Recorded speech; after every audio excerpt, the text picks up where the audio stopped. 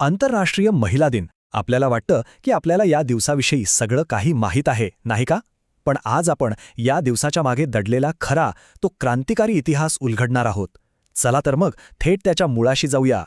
आज बघा, महिला दिन म्हणजे काय, तर ब्रँडेड हॅशटॅग, मोठमोठे कॉर्पोरेट इव्हेंट्स, बरोबर? पण त्याची सुरुवात अशी अजिबात नव्हती. म्हणजे बघा, एका बाजूला आहे या दिवसाचं आजचं एकदम चकचकीत व्यावसायिक रूप, आणि दुसऱ्या बाजूला आहे त्याची मुळं, जी कामगार संप आणि क्रांतीमध्ये घट्ट रुतलेली आहेत. या दोन्हींमध्ये जमीन आसमानाचा फरक आहे, नाही का? तर मग चला या कथेच्या पहिल्या भागात जाऊया. ही गोष्ट आहे 20व्या शतकाच्या अगदी सुरुवातीची. तो काळच असा होता जेव्हा बदलाचे वारे सगळीकडे वाहत होते. मग या चळवळीची सुरुवात झाली तरी कशी? तर बघा, 1909 साली न्यूयॉर्कमध्ये सोशलिस्ट पार्टीने पहिला महिला दिन साजरा केला. त्यानंतर लगेचच 1910 मध्ये क्लारा झेटकिनसारख्या नेत्यांनी हा दिवस आंतरराष्ट्रीय स्तरावर नेण्याचा प्रस्ताव मांडला. आणि काय सांगायचं, 1911 पर्यंत तर ही एक प्रचंड मोठी चळवळ बनली होती. लाखो लोक त्यात सामील झाले होते. त्या काळात महिलांची सगळ्यात मोठी मागणी काय होती हे या शब्दांमधून अगदी स्पष्ट दिसतं. त्या सुरुवातीच्या चळवळीचा गाभा होता मतदानाचा हक्क. हा काही फक्त साजरा करण्याचा दिवस नव्हता, तर तो होता हक्कांसाठीचा एक खराखुरा लढा. आता आपण येऊया त्या एका निर्णायक क्षणाकडे. तो क्षण ज्यामुळे 8 मार्च ही तारीख इतिहासात कायमची कोरली गेली. जरा डोळ्यासमोर चित्र उभं करा. साल आहे 1917. रशियातलं पेट्रोग्राड शहर. हजारो महिला कामगार रस्त्यावर उतरले आहेत, आणि त्यांची मागणी काय आहे, तर भाकरी आणि शांतता. सोप्या भाषेत सांगायचं तर पहिलं महायुद्ध थांबवा आणि आम्हाला अन्न द्या. या घटनेचं महत्त्व किती मोठं होतं हे लिओन ट्रॉट्स्की यांच्या शब्दांतून कळतं.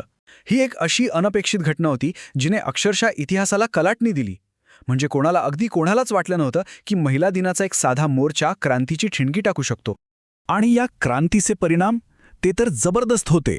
अवघ्या एका आठवड्यात रशियाच्या झारला आपलं पद सोडावं लागलं, महिलांना मतदानाचा हक्क मिळाला, आणि 8 मार्च ही तारीख त्या क्रांतीशी कायमची जोडली गेली.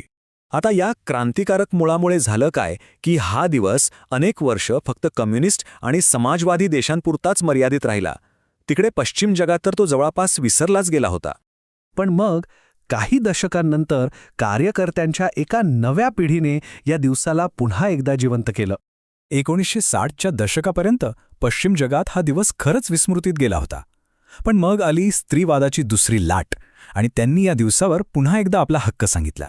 आणि ह्या नव्या चळवळीचे मुद्देही नवीन होते, जसं की समान वेतन आणि आर्थिक संधी, समान कायदेशीर हक्क, प्रजनन हक्क आणि महिलांवरील हिंसाचाराचा अंत. या सगळ्या मागण्यांनी ह्या दिवसाला एक नवी ऊर्जा दिली. आणि मग आला 1977 सालचा एक महत्त्वाचा टप्पा.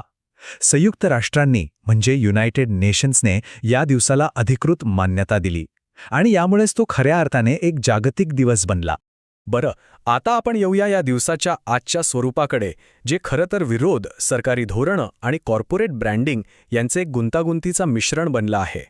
पण याचा अर्थ असा नाही की या दिवसाचं मूळ स्वरूप पूर्णपणे संपलंय. अजिबात नाही. जगभरात आजही हा दिवस रस्त्यावरच्या लढ्यासाठी खूप महत्त्वाचा मानला जातो.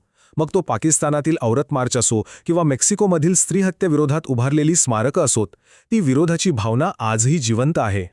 पण त्याचवेळी एक मोठी टीकासुद्धा होते. अनेकांचं म्हणणं आहे की मोठमोठ्या कॉर्पोरेट कंपन्यांनी या दिवसावर ताबा मिळवलाय, आणि त्यामुळे त्याची जी राजकीय धार होती ती आता बोथट झाली आहे. पण थांबा, गोष्ट इथेच संपत नाही. या व्यावसायीकरणाच्या पलीकडे जाऊन या दिवसाची जी मूळ भावना आहे ना, ती जगभरातल्या सरकारांना महिलांच्या सक्षमीकरणासाठी ठोस पावलं उचलायला भाग पाडतीये.